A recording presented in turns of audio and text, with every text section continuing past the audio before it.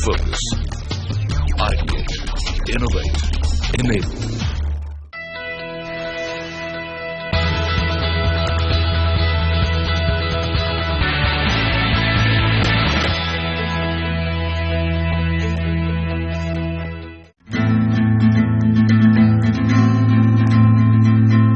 हम हैं धर्मशाला की खूबसूरत वादियों के बीच बसे खैरा गांव में। हमारे एक्सपर्ट्स यहां आए सभी लोगों से बचत और निवेश पर चर्चा करेंगे और जानेंगे क्या है उनके मन में निवेश को लेकर सवाल। पहला कदम के खास एपिसोड में आप सबका स्वागत है। ये एपिसोड खास इसलिए है क्योंकि हम आज एक ऐसी जगह जो बड़ी इंटरेस्टिंग है। जी हाँ, इस जगह से देश को कई सारे वीर जवान मिले हैं और यहाँ पर प्रकृति की बहुत मेहरबानी है। अच्छी खासी खेती होती है और माहौल और वातावरण बेहद सुंदर है और एकदम शांत है। जी हाँ, आज हम आ पहुंचे हैं हिमाचल प्रदेश के कांगड़ा जिले से 40-45 किलोमीटर दूर खैरा गांव में और यहाँ के नागरिक अच्छे खासे संपन्न हैं, पैसा लगाना चाहते हैं, समझना चाहते हैं कि निवेश कैसे किया जाए और बचत को कैसे बढ़ाया जाए। तो इस खास एपिसोड में आप सबका स्वागत है। हमारे साथ एक्सपर्ट्स के तौर पर आज दो खास मेहमान हैं। हर्षवर्धन रुंगटा साहब हैं जो पर्सनल फाइनेंस के जाने माने एक्सपर्ट हैं और साथ ही ललित शर्मा हैं जो इन्वेस्टर एजुकेशन का कामकाज देखते हैं बिरला म्यूचुअल फंड में। आप दोनों का स्वागत है और आप तमाम दर्शकों का भी CNBC आवाज पर बहुत बहुत स्वागत है। सबसे पहले शुरुआत में ये करूं कि आप में से ज्यादातर लोगों के पास बैंक अकाउंट है ना? कितने के पास है, जरा हाथ खड़ा करके बताएं। चलिए, वेरी गुड। तो जो मैंने सुना था आपके गांव के बारे में कि आप लोग थोड़े समझदार हैं और अपना पैसा बचाना जानते हैं और बचाकर बैंक में लगाना जानते हैं, वो बात तो एकदम सही साबित हुई है। लेकिन क्या करते हैं आप पैसे का? बैंक में डिपॉजिट रखते हैं? बैंक में डिपॉजिट है? Very good. उसके अलावा और कुछ करते हैं? म्यूचुअल फंड का नाम सुना है आप लोगों ने? एक दो लोगों ने सुना है, ज्यादा लोगों ने नहीं सुना है। अच्छा, इंश्योरेंस कितने लोगों ने लिया, जरा हाथ खड़ा करके बताएं। चलिए, इंश्योरेंस काफी लोगों के पास है, लेकिन आज हम आपको कुछ अच्छी इंटरेस्टिंग इंश्योरेंस स्कीम बताने वाले हैं। अच्छा, हेल्थ इंश्योरेंस, मेडिक्लेम कितने लोगों के पास है? ये कम लोगों के पास है। तो चलो शुरुआत की जाए। सबसे पहले तो ललित जी आप ये बताएं कि इनके लिए इंश्योरेंस से शुरुआत करने के पहले ये बताएं कि इनके लिए बचत की सबसे ज्यादा अहमियत क्यों है और किस तरह से इन्हें बचत करनी चाहिए। जैसा कि मैंने देखा कि बहुत सारे लोगों के बैंक अकाउंट्स हैं और वो बैंक्स के साथ काम करते हैं और फिक्स डिपॉजिट और सेविंग्स अकाउंट में पैसा रखते हैं।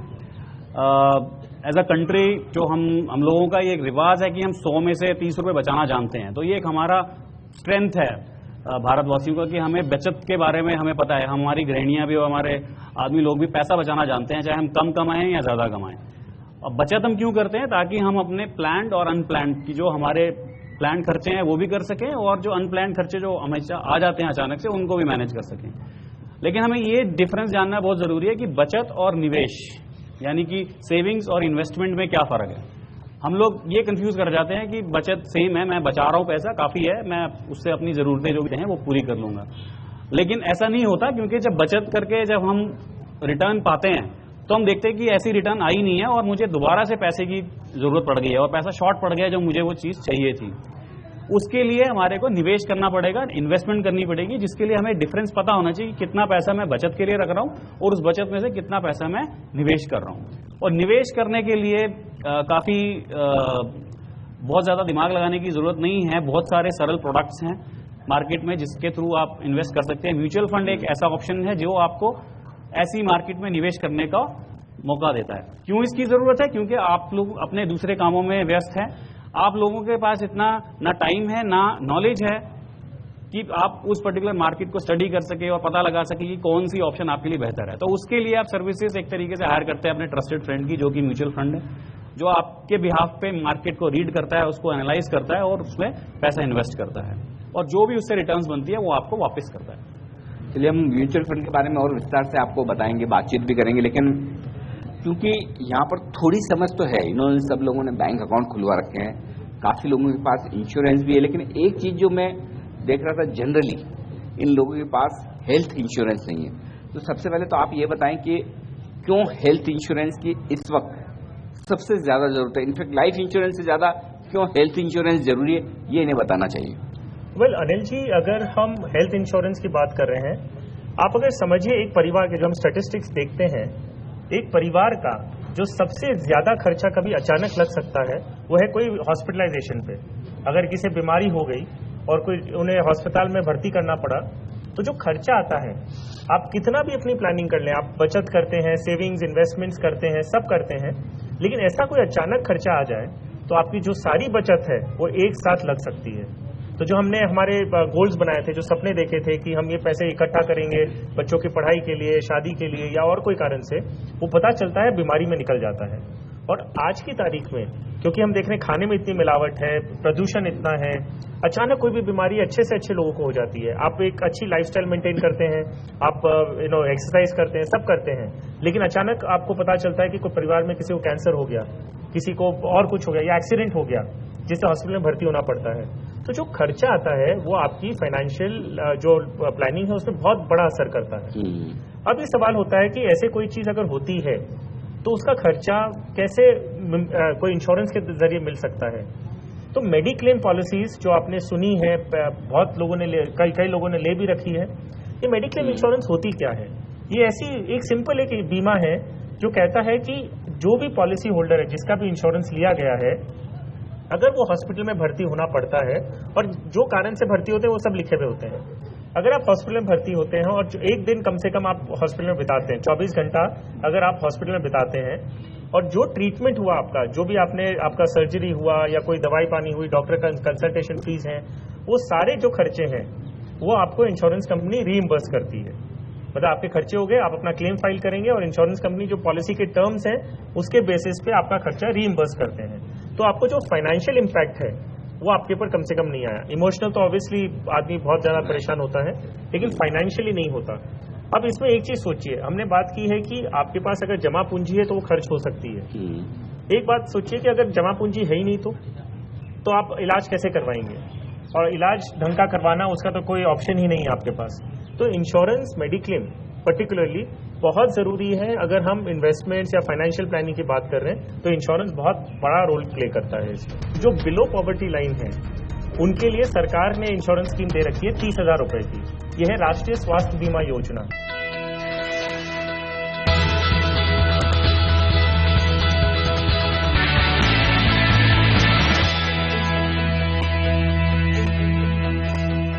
ब्रेक के बाद एक बार फिर से आप सबका स्वागत है खेरा गांव में। आज हमारी है पहला कदम की एक खास मुहिम। हमारे साथ हमारे दो एक्सपर्ट्स हैं, ललित शर्मा और हर्षवर्धन रूंगटा। ये बताएं आपकी हर्षवर्धन, क्या कोई ऐसी सरकारी स्कीम्स हैं जहां बहुत ज्यादा इंश्योरेंस का पैसा न भरना पड़े, जो ये आराम से उन स्कीम्स को ले सके और उसका फायदा उठा सकें? हाल ही में ऐसी स्कीम्स जो आई उनके बारे में बताएं जिनका फायदा यहाँ के लोग उठा सकते हैं। वेल, अगर हम इंश्योरेंस की बात करें तो दो तरीके के इंश्योरेंस हैं। एक है लाइफ इंश्योरेंस। लाइफ इंश्योरेंस वो होता है कि जो अगर इंसान ने, जिसने इंश्योरेंस ले रखा है, अगर कोई कारण से वो ना रहे, उनकी मृत्यु हो जाए, तो उनके परिवार वालों को पैसा दिया जाता है। तो वो हो गया लाइफ इंश्योरेंस। लाइफ इंश्योरेंस का जो बेसिस है वो यही है कि उनकी जो भी पॉलिसी होल्डर है उनकी मृत्यु होनी। अब ये है, ये आप कहाँ से खरीद सकते हैं?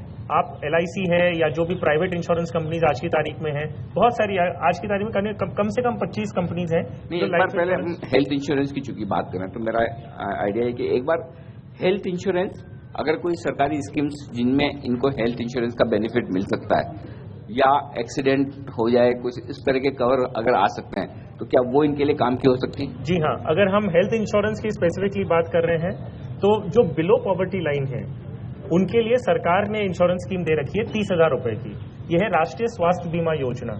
ये योजना बहुत ही अच्छी है, बहुत सक्सेसफुल है, और इसका जो ये जो प्रोजेक्ट है, इसके विदेश से भी लोग आके समझना चाहते हैं कि भारत में इतनी अच्छी स्कीम कैसे चला रहे हैं। 4 करोड़ करीबन लोग ये पॉलिसी में इंश्योर्ड हैं आज की तारीख में, और 1 करोड़ आसपास क्लेम्स भी पास हो चुके हैं। तो ये स्कीम है क्या? ये बिलो पॉवर्टी लाइन के लिए एक परिवार जो 5 लोगों का परिवार तक इंश्योरेंस देते हैं, जिसे हम कहते हैं कि गरीबी की रेखा से नीचे जो लोग जीवन यापन कर रहे हैं, उनके लिए ये स्कीम है। तो उनके लिए 5 लोगों के परिवार को ये कवर करता है, और 30,000 रुपए तक का इंश्योरेंस कवर रहता है। इसमें कोई भी प्रीमियम भरने की जरूरत नहीं है, क्योंकि सरकार इसका पूरा प्रीमियम भरती है। इसका सिर्फ आपको एनरोलमेंट सेंटर जो है वहां जाके अपने आप को एनरोल करना रहता है, और एनरोलमेंट फी भी 30 रुपया ही है, सिर्फ एक मात्र 30 रुपया। यानी कि 30 रुपए में इस स्कीम में इनको रजिस्टर करवाना है। एक परिवार के लिए सिर्फ 30 रुपए लगेंगे और रजिस्ट्रेशन हो जाएगा बस। करेक्ट। और 30,000 रुपए का कवर उन 5 लोगों के ऊपर मिलजुल कर है, फ्लोटर। अगर यानी कि एक साल के अंदर खुदा न खास्ता कोई अगर इनका कोई एक्सीडेंट हो जाता है या किसी भी तरह की कोई बीमारी हो जाती है जिसकी वजह से हॉस्पिटल में परिवार के किसी भी मेंबर को एडमिट होना पड़े, तो 30,000 रुपए तक का क्लेम सरकार से आप ले सकते हैं। एब्सोल्युटली। और जो हॉस्पिटल है नेटवर्क के, जो सरकारी हॉस्पिटल्स हैं और कई प्राइवेट हॉस्पिटल्स भी इसमें इंक्लूड किए गए हैं, तो ट्रीटमेंट भी बहुत अच्छा मिलता है। ऐसा नहीं है कि आपको क्योंकि ये फ्री की स्कीम है तो इसमें ट्रीटमेंट नहीं है। सिर्फ इसमें एक प्रॉब्लम है कि जानकारी नहीं है, तो लोग जाके इसमें एनरोल नहीं करते। अगर हम बात करें 125 करोड़ की आबादी है भारत की, उसमें से बिलो पॉवर्टी लाइन में मेजोरिटी लोग भी लेते हैं, तो वो 50 करोड़ के ऊपर है, और फिर भी सिर्फ एनरोलमेंट जो है 4 करोड़ लोग का है। तो ये डेफिनेटली एक अवेयरनेस की बात है जिसकी वजह से लोगों ने एनरोल नहीं किया है। दूसरी बात है, कई बार लोग माइग्रेट करते हैं काम के हिसाब से, वो है तो इस शहर के, लेकिन काम करने मान लीजिए दिल्ली चले गए या मुंबई चले गए, तो ये स्कीम वहां भी लागू होती है। ऐसा नहीं है कि आप पूरे देश भर में आप कहीं भी चले जाएं। एब्सोल्युटली, पूरे देश भर में आप जाके इसका फायदा ले सकते हैं। तो प्रधान साहब, मैं आपसे एक रिक्वेस्ट करूंगा, क्योंकि आप इस गांव के लीडर हैं, तो आपके गांव में जितने लोग गरीबी रेखा से नीचे हैं उनको ये स्कीम जरूर दिलाइए। 30 रुपए में मतलब बहुत छोटा अमाउंट है, नहीं के बराबर, राइट। लेकिन 30,000 रुपए का अगर कभी जरूरत ना पड़े, इस तरह की कोई अनहोनी हो जाए, खर्चा आ जाए उनके बड़ा, तो पूरे परिवार के लोग इतने उसमें कवर हो जाते हैं, इससे बढ़िया बात नहीं हो सकती। तो ये स्कीम कम से कम आप पूरे गांव में अच्छे से फैलाइएगा। जो एक दूसरी स्कीम जो ले सकते हैं, जो बीमा से रिलेटेड ही है, जो अभी इंट्रोड्यूस की गई थी, आपके अगर बैंक अकाउंट है तो सरकार ने आपके 2 स्कीम्स दी थी। एक है सालाना 12 रुपया भरना है, और उसमें आपको 2 लाख का एक्सीडेंट कवर दे रहे थे, तो महीने का 1 रुपया हो गया। तो इससे क्या था, अगर एक्सीडेंट की वजह से मृत्यु होती है तो परिवार वालों को 2 लाख रुपया दिया जाता है। और दूसरी स्कीम थी, वो थी 330 रुपए आपको सालाना भरने हैं, और 2 लाख का जीवन बीमा दिया गया था कि अगर मृत्यु कोई भी कारण से हो, एक्सीडेंट से जरूरी नहीं है, कोई भी कारण से हो, तो परिवार को 2 लाख रुपया दिया जाता है। अच्छा, मुझे एक पहले ये बताएं, जो एक्सीडेंट कवर वाली जो बात कर रहे हैं, उसमें 12 रुपए भरने हैं। 12 रुपए पूरी परिवार के होते हैं या हर एक आदमी के 12-12 रुपए भरने हैं? हर मेंबर का 12 रुपए। किसी परिवार में 7 सदस्य हैं तो 7 सदस्य के आप 12-12 रुपए भर दीजिए, और 7 के अगर किसी भी वजह से एक्सीडेंट से मृत्यु होती है तो बचे हुए परिवार के मेंबर्स को 2 लाख रुपए मिल जाएंगे। एब्सोल्युटली। तो 2 लाख रुपए का जो कवर है वो एक इंसान के खुद के ऊपर है। अगर उन्हें कुछ हो जाता है तो आपको 2 लाख रुपया परिवार को मिलता है एक्सीडेंट की वजह से। और खासतौर से ऐसे लोग जो जिनके यात्रा करने का काम ज्यादा होता है, जो ड्राइविंग का काम करते हैं, लंबे रूट पर चलते हैं, उन लोगों को तो ये एक्सीडेंट कवर जरूर लेना चाहिए। क्योंकि 12 रुपए में आजकल देखिए ना, 12 रुपए में एक चाय मिलती बड़ी मुश्किल से, राइट। लेकिन 12 रुपए में अगर आपके पीछे अगर कुछ हो जाए तो परिवार को 2 लाख रुपया मिलता है, वो बड़ा अमाउंट है, उनके लिए बड़ी मदद होगी, समझ रहे हैं ना। तो ये जरूर आप ध्यान में रखिए। दूसरा था जो मैंने बताया, 330 रुपए में 2 लाख का जीवन बीमा मिलता है, वो भी सेम तरीका है। अब इसका एनरोलमेंट आपको कैसे करना है? एनरोलमेंट करने के लिए भी एकदम सिंपल प्रोसेस किया गया है। आपका जिस भी बैंक में अकाउंट है, आपको उसी बैंक में जाना है, उनसे कहना है कि आपको इस पर्टिकुलर इन दोनों पॉलिसीज में आपको एनरोल करना है। 1 पेज का फॉर्म है, इसमें और भी कुछ नहीं, ऐसा नहीं है कि बहुत 5-6 पेजेस भरने हैं।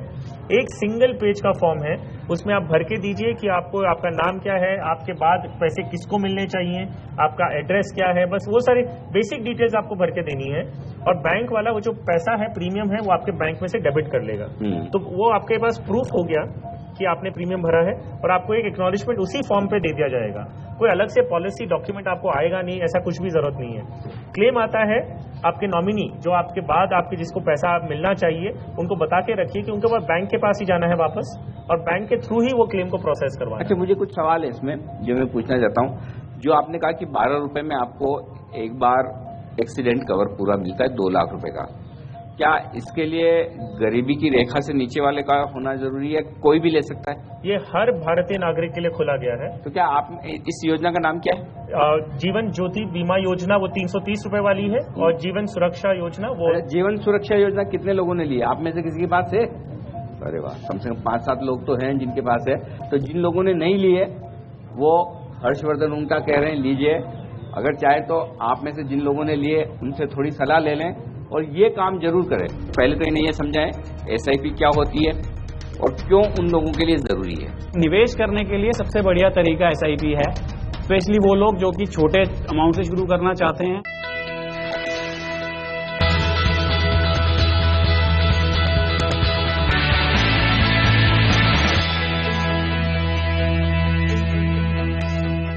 ब्रेक के बाद एक बार फिर से आप सबका स्वागत है। खेरा गांव में आज हमारी है पहला कदम की एक खास मुहिम। हमारे साथ हमारे 2 एक्सपर्ट्स हैं, ललित शर्मा और हर्षवर्धन रूंगटा। तो पहला काम तो आपका हो गया, 12 रुपए देकर अपने को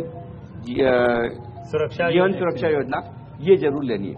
अब दूसरा जो आप 330 रुपए लेकर जो इंश्योरेंस स्कीम बता रहे हैं उसका नाम क्या है? जीवन ज्योति बीमा योजना। जीवन ज्योति बीमा योजना। इसमें भी जरूरी नहीं कि आप गरीबी की रेखा से नीचे हो, आम नागरिक कोई भी ले सकता है। हर कोई नागरिक के लिए खुली गई है। अच्छा, सपोज किसी की फैमिली में 6 मेंबर है, तो क्या हर एक मेंबर के लिए 330 रुपए भरने होंगे? जी हाँ, हर मेंबर के लिए ये अलग अलग आपको 330 रुपए भर के, क्योंकि हर मेंबर के पास अलग से 2 लाख का कवर है और हर साल भरने होंगे। हर साल आपको भरने होंगे। तो अगर 330 रुपए में एक आदमी के लिए 2 लाख रुपए तक का इंश्योरेंस है, अगर उनकी डेथ हो जाती है तो पीछे परिवार के सदस्यों को वो पैसा मिलेगा। 2 लाख रुपया मिलता है। लेकिन सिर्फ एक अभी आज की तारीख में प्रॉब्लम है, क्योंकि ये स्कीम अभी बंद कर दी गई है।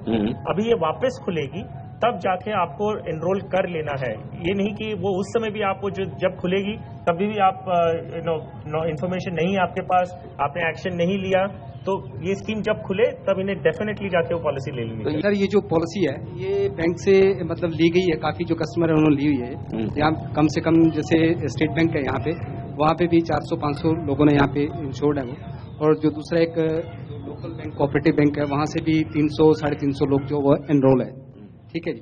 तो ये पॉलिसी जो है जैसे हर्षवर्धन जी बोल रहे हैं, उसके लिए एज लिमिट रखी गई है जो 330 वाली है, उसके लिए 50 ईयर्स, जो 12 रुपीज की है वो उसमें 70 ईयर्स के लिए रखा गया है उसको। तो ये थोड़ा सा एज का रखा है। बाकी ऐसा है कि वो स्कीम चल रही है, वो अभी जैसे बंद की है तो वो तो अभी बंद है, अदरवाइज लेकिन वापस तो खुलेगी वो। बिल्कुल बिल्कुल सर। देखिए, आपको एक चीज खाली समझना है, सरकार इतना जो फोकस है वो बीमा पे क्यों दे रही है, ये समझना होगा कि हर आदमी के पास पैसे जरूरी नहीं है, अवेलेबल होते हैं, हम कमाते हैं और आगे जाते हुए शायद हमारे पूंजी बढ़ेगी, लेकिन आज अचानक कुछ होता है तो ऐसा कोई मैकेनिज्म होना चाहिए, ऐसा एक माध्यम होना चाहिए जिससे परिवार को कम से कम आर्थिक समस्या नहीं आए। अगर हम डेवलप मार्केट्स की देखते हैं, जो देश बहुत प्रगति कर चुके हैं, वहां सरकार भी बहुत हद तक सहायता करती है। अगर कोई एम्प्लॉयड है, अमेरिका जैसी कंट्रीज की अगर हम बात करें, यूके की बात करें, तो उसमें इंश्योरेंस जो है वो कई हद तक सरकार भी बेयर करती है। तो आज की तारीख में क्योंकि हमारी पॉपुलेशन बहुत ज्यादा है, डेवलपिंग कंट्री है, सरकार पे पूरा बोझ नहीं आ सकता, तो उन्होंने कम से कम सब्सिडाइज रेट में आपको पॉलिसी अवेलेबल करवाई है, जिसका फायदा डेफिनेटली हर इंसान को लेना चाहिए। ललित जी, एक सवाल आपसे लेना चाहता हूं, क्योंकि आप म्यूचुअल फंड से हैं, बिरला म्यूचुअल फंड से, जो फौज में हैं इस गांव के भाई, तो वो जाहिर सी बात है उनके तो हर महीने सैलरी आती है, कमाई होती है, क्या उनके लिए आप कुछ राय देंगे कि जो SIP की तरह का प्रोडक्ट है, systematic investment plan, mutual fund में कहीं कहीं किसी तरह से शुरू किया जाए? तो पहले तो इन्हें ये समझाएं SIP क्या होती है और क्यों उन लोगों के लिए जरूरी है।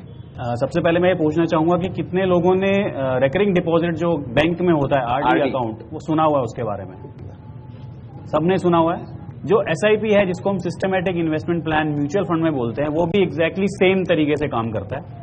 जैसे आप रेकरिंग डिपॉजिट में हर महीने एक बैंक को बोल देते हैं कि मैं हर महीने अपनी RD अकाउंट में इतना पैसा जमा करूंगा, सेम तरीके से आप SIP जब अकाउंट खोलते हैं म्यूचुअल फंड में, आपसे म्यूचुअल फंड में भी सेम लिख के देते हैं कि मैं हर महीने इतना पैसा इस SIP में डालूंगा, तो आपके अकाउंट से उतना पैसा हर महीने उस पर्टिकुलर स्कीम में इन्वेस्ट होता चला जाता है। सिर्फ डिफरेंस क्या है दोनों में कि एक बैंक में आपने डिपॉजिट किया, जो कि हमने बचत की बात करी, और दूसरा आपने इन्वेस्टमेंट ऑप्शन चूज की, जो मैंने आपको शुरू में बताया था। क्यों SIP जरूरी है? स्पेशली वो लोग जिनके भाई लोग और रिलेटिव्स फौज में हैं और या आर्मी में सर्व कर रहे हैं, बिकॉज वो एक सबसे ज्यादा, एक तो उन लोगों के पास इतना टाइम नहीं है कि वो मैनेज कर सके, क्योंकि वो परिवार में रहते कम है, लेकिन उनका जो पैसा है वो घर वाले अच्छे से मैनेज कर सकते हैं। और सबसे बड़ा उसका जो है, क्योंकि आप सेविंग्स तो कर ही रहे होंगे, बिकॉज हम सेविंग्स तो करना जानते हैं, लेकिन निवेश करने के लिए सबसे बढ़िया तरीका SIP है। स्पेशली वो लोग जो कि छोटे अमाउंट से शुरू करना चाहते हैं, रेगुलर इन्वेस्टमेंट करना चाहते हैं और थोड़े लंबे समय के लिए करना चाहते हैं, क्योंकि हर कोई ये सोचता है कि मेरे को एक समय के बाद सबने एक डिसाइड किया होता है कि मुझे बच्चे की शादी करनी है या उसको थोड़े से हायर एजुकेशन के लिए यहाँ भेजना है या वहाँ भेजना है या घर को रिनोवेट करना है, कुछ ना कुछ एक ना एक मोटा खर्चा एक समय के हिसाब से आप अपने दिमाग में रखते हैं। ये हम सब करते आ रहे हैं, लेकिन कभी भी हम एक पर्टिकुलर उसके लिए एक तरीका नहीं अपनाते कि हम कैसे पहुंचेंगे उस फाइनेंशियल गोल तक। तो उसके लिए एक SIP एक बहुत अच्छा जरिया है। आप हर एक फाइनेंशियल गोल के लिए एक SIP शुरू कर सकते हैं और मान लो 5 साल 10 साल या 15 साल का आपने सोचा हुआ है कि मुझे 5 साल बाद पढ़ाई करानी है इसको या 15 साल बाद शादी करनी है या कुछ भी जो भी आपके दिमाग में है, आप उसके अकॉर्डिंगली एक स्कीम चूज करके SIP शुरू कर सकते हैं, जो कि आपका इन्वेस्टमेंट पार्ट, जो कि निवेश पार्ट का ध्यान रखेगी। इन्वेस्टमेंट करते हैं उसमें थोड़ा रिस्क है। रिस्क हर एक चीज में होता है, रिस्क नहीं लेना सबसे बड़ा रिस्क है।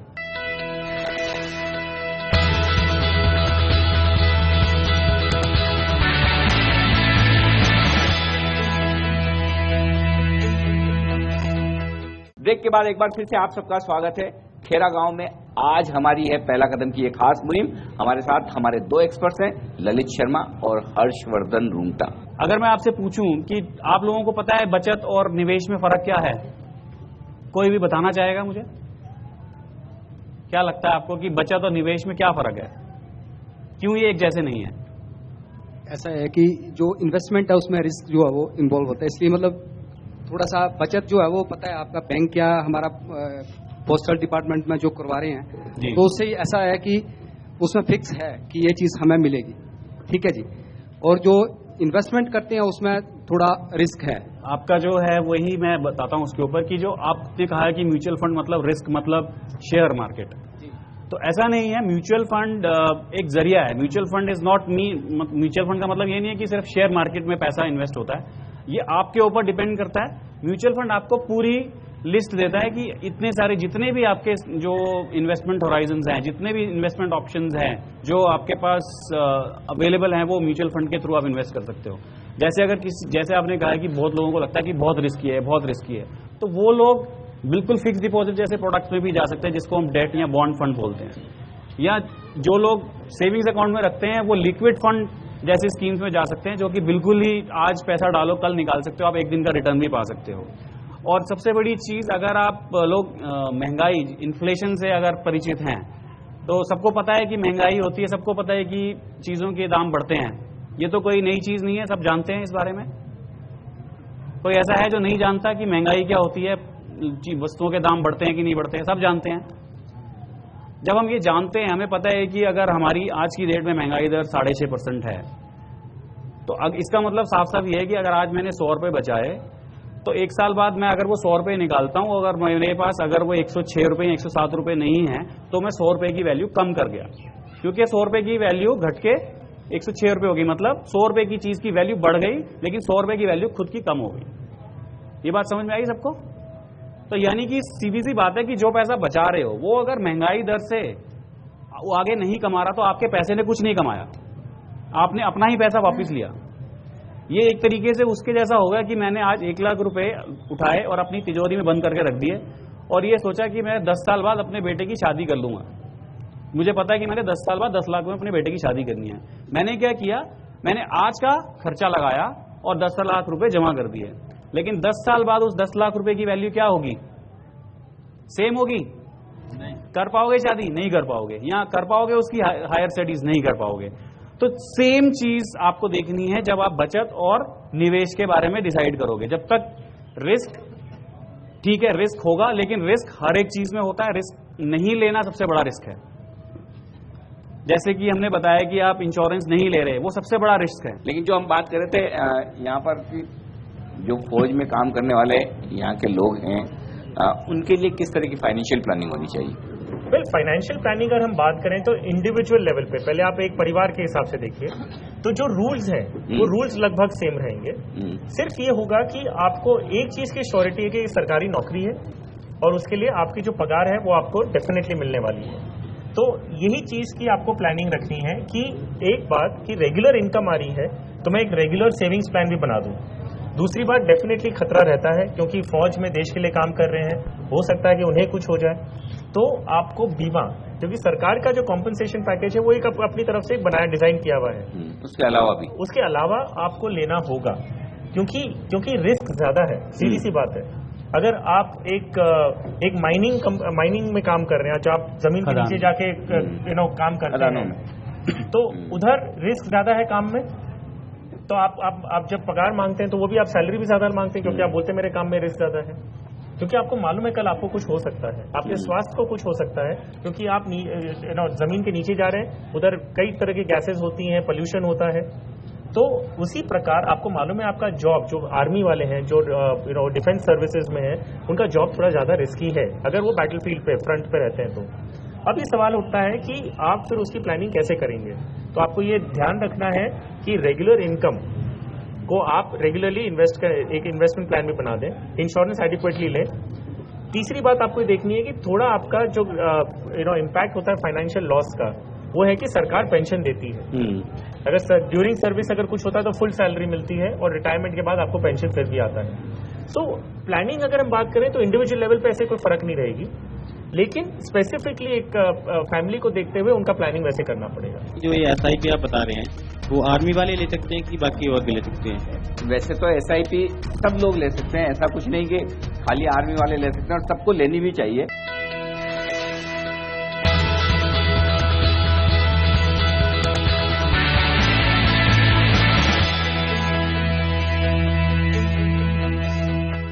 और अब वक्त है दर्शकों के सवाल लेने का। यहाँ के दर्शक संपन्न भी हैं और समझदार भी। आइए देखते हैं किस तरह के सवाल वो हमारे एक्सपर्ट से पूछना चाहते हैं। मैं ये जानना चाहता हूँ कि जो ये SIP आप बता रहे हैं वो आर्मी वाले ले सकते हैं कि बाकी और भी ले सकते हैं? वैसे तो SIP सब लोग ले सकते हैं, ऐसा कुछ नहीं कि खाली आर्मी वाले ले सकते हैं, और सबको लेनी भी चाहिए। ये प्रोडक्ट तो सबके लिए है। एब्सोल्युटली, SIP एक माध्यम है जिससे आप निवेश करते हैं। SIP अपने आप में एक प्रोडक्ट नहीं है। जैसे आपने डिसाइड कर लिया कि मुझे 15 साल बाद एक पैसा इकट्ठा करना है, जिसके लिए मैं आज की तारीख से 1000 रुपये अलग रख सकता हूँ महीने का। अब ये सवाल है कि आप 1000 रुपये जो हर महीने का करते हैं वो आप कौन सी स्कीम में करेंगे। तो आप कोई भी एक स्कीम चूज कर लेते हैं जो आपको मार्केट में अवेलेबल है, जो आपको समझ में आती है और जो आपके लिए सूटेबल है। फिर आप एक अपना इंस्ट्रक्शन देते हैं जिसमें हर महीने आपके बैंक में से एक निर्धारित तारीख को आपके बैंक में से पैसा कट जाएगा और वो स्कीम में जाके निवेश हो जाएगा। तो ये एक ऑटोमेटिक प्रोसेस है, इसमें आपको हर महीने का चेक नहीं देना है, और एक सिस्टम आपने सेट कर दिया, और जब तक आप ये कैंसिल नहीं करेंगे पैसा आपके अकाउंट में निकल के स्कीम में जमा होते रहेगा।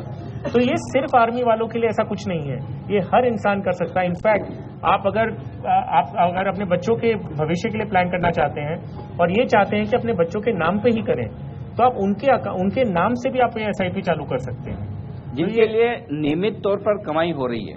हर महीने या हर 3 महीने में जिनके पास कमाई आ रही है, निश्चितता है कि ये पैसा आएगा ही, और इतने पैसे में से हम इतना बचाएंगे। जैसे जिसको सैलरी मिल रही है, कोई सरकारी नौकरी में है या फौज की नौकरी में है, तो उन्हें पता है कि हर महीने पैसा आना है। तो जो पैसा आ रहा है उसमें से आप कितना हर महीने बचा सकते हैं, उतना आप कहीं भी निवेश करें SIP के जरिए। तो SIP हर आदमी कर सकता है। बात सिर्फ इतनी ध्यान में रखने की है कि SIP का मतलब है सिस्टेमेटिक इन्वेस्टमेंट प्लान, यानी कि हर वक्त हर महीने जितने समय के लिए 2 साल 3 साल 5 साल के लिए आप सोच कर चल रहे हैं, उतने में आपको हमेशा पैसा लगाना है।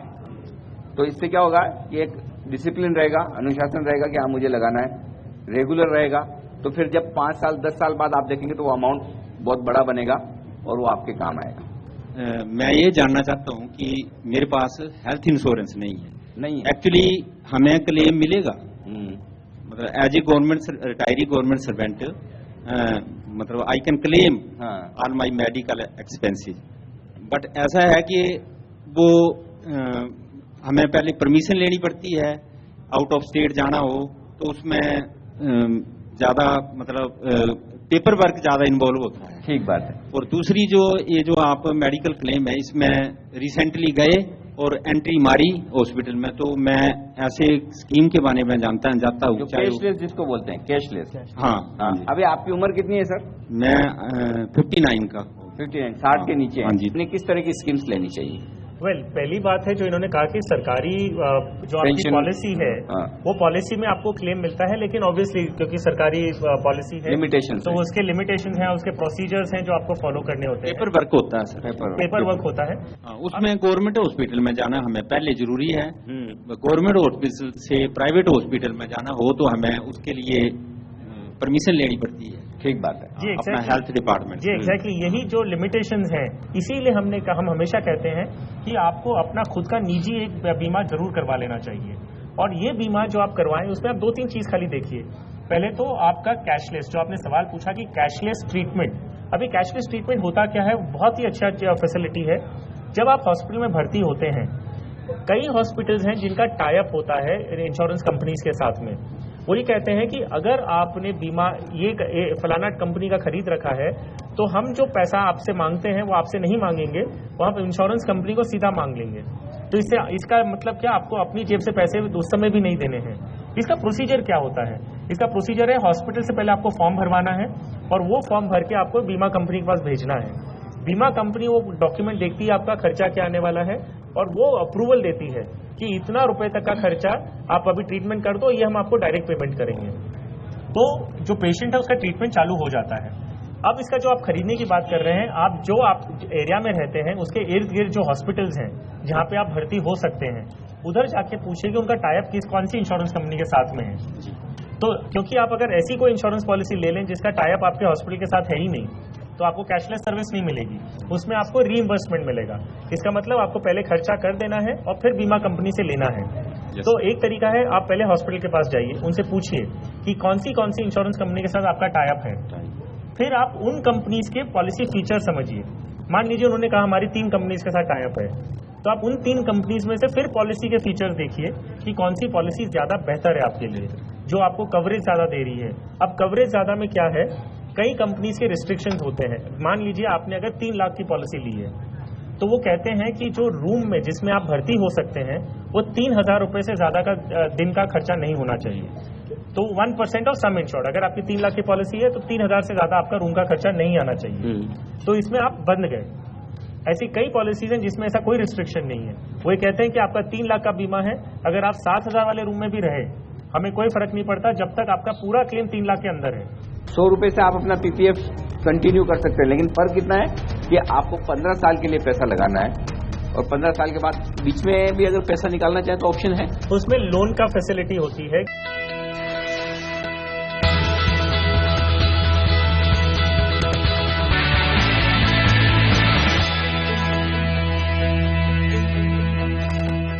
ब्रेक के बाद एक बार फिर से आप सबका स्वागत है खेरा गांव में।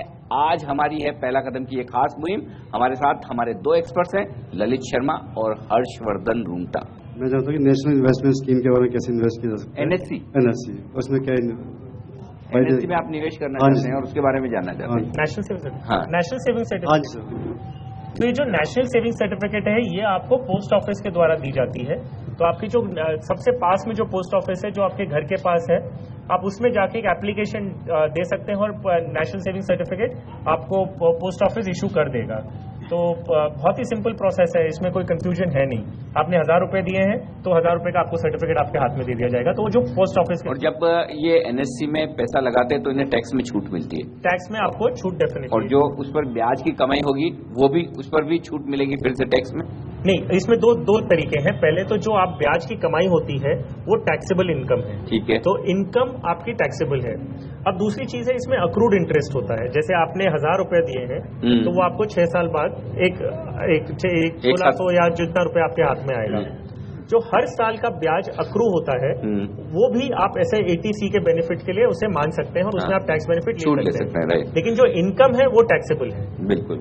अच्छा, जो लोग एनएससी में पैसा लगाते हैं, क्या एनएससी से बेहतर और कोई ऐसी स्कीम है पोस्ट ऑफिस में या प्रोविडेंट फंड है जहां उन्हें सोचना चाहिए, पैसा लगाना चाहिए? अगर हम रिटर्न्स की बात कर रहे हैं कि कौन सी बेटर स्कीम है, तो हमने अभी देखा है कि स्मॉल सेविंग्स के जो रेट है बहुत कम हो रहे हैं, गिरा दिए गए हैं।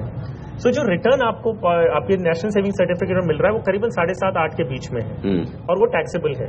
अब ये जरूरी है क्या मेरे पास ऐसा कोई ऑप्शन है जो मुझे 8% से ज्यादा ब्याज दे? और वो भी 6 साल 7 साल के लिए। सो अब ये सवाल उठता है कि मैं अगर प्रोविडेंट फंड में करता हूँ, पीपीएफ में, पब्लिक प्रोविडेंट फंड में निवेश करता हूँ, तो पब्लिक प्रोविडेंट फंड 15 साल की स्कीम है, उसमें मुझे 8.1% मेरे को ब्याज मिल रहा है और उसमें मुझे कोई भी टैक्स नहीं भरना। तो अगर आप 15 साल तक रुकने को तैयार हैं और अगर मान लीजिए आपने 5 साल पहले अकाउंट खोल चुके हैं तो फिर 10 साल का निवेश आपका बचा है, तो आपको 8.1% ब्याज मिलेगा और वो भी टैक्स फ्री, उसमें आपको कोई भी इनकम टैक्स नहीं भरना है। उसके सामने अगर हम नेशनल सेविंग सर्टिफिकेट्स का ब्याज देख रहे हैं तो वो टैक्सेबल होता है, तो उसमें काफी फर्क टैक्स का पड़ जाएगा अगर आप टैक्स ब्रैकेट में आते हो। तो अगर मिनिमम, अच्छा उसमें ये है कि मिनिमम आपको हर साल 100 रुपए ही डालने, पीपीएफ में 100 रुपए से आप अपना पीपीएफ कंटिन्यू कर सकते हैं, लेकिन फर्क इतना है कि आपको 15 साल के लिए पैसा लगाना है और 15 साल के बाद बीच में भी अगर पैसा निकालना चाहे तो ऑप्शन है। उसमें लोन का फैसिलिटी होती है कि अगर आपने 3 साल या 5 साल तक आपका रहा है तो आपको एक लोन, आप लोन बोल के भी वो पीपीएफ में से पैसे निकाल सकते हैं, तो वो फैसिलिटी है, लेकिन उसका रिस्ट्रिक्शन बहुत है। मान लीजिए आपने 1 लाख रुपया कर रखा है, लेकिन लोन जो मिलेगा वो बहुत कम अमाउंट तक का मिलता है, पूरे अमाउंट का लोन नहीं मिलता। लेकिन अगर कमाई के हिसाब से देखें तो पीपीएफ एक ऑप्शन है जो इन्हें सोचना चाहिए। हाँ, क्योंकि टैक्स फ्री इनकम है, टैक्स फ्री इनकम है। इसलिए मैं जानना चाहता था कि एसआईपी में रेट ऑफ इंटरेस्ट और एफडी में रेट ऑफ इंटरेस्ट में क्या डिफरेंस है? हाँ, ये बड़ा इंटरेस्टिंग सवाल है, ललित जी ये इन्हें समझाएं।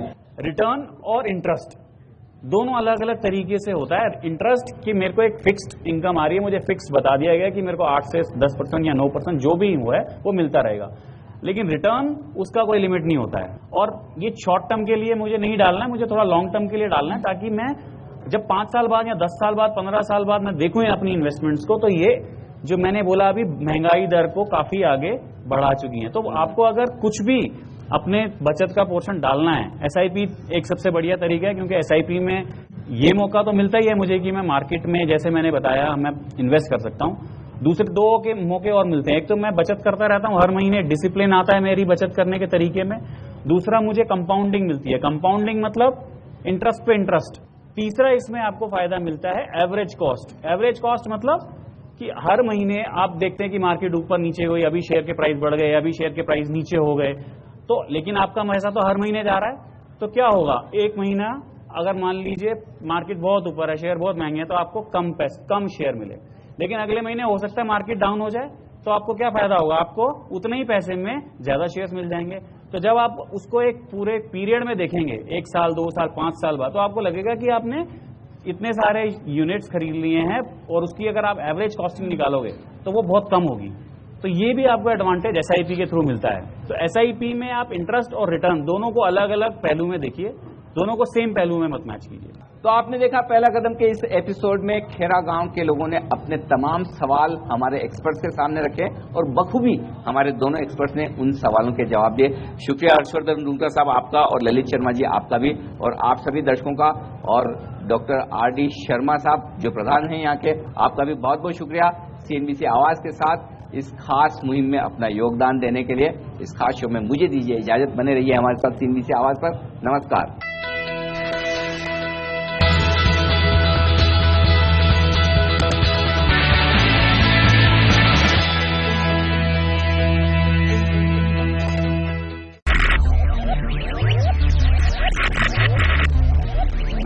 Focus, ideate, innovate, enable.